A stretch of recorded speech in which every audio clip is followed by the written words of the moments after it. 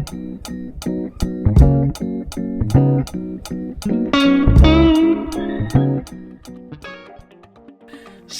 I forgot to tell you the exciting news. This sweet thing is finally paid off. Oh, slay, Pookie. That's awesome. I know, right? And now I'm just thinking about all of the coffee I can get on my way to work again. Oh, be serious, Naja. Girl, I am serious. That's $500 freed up in my account.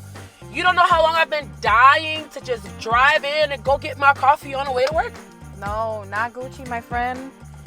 You should save that money you were putting into your car for your next big purchase. Remember when you said you were going to start putting a down payment aside for a new house?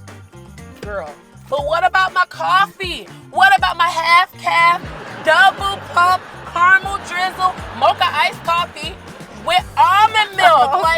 Okay, Naja. You could have your iced coffee, caramel, double whatever, once or twice a week. But remember your financial plan. Yeah, okay.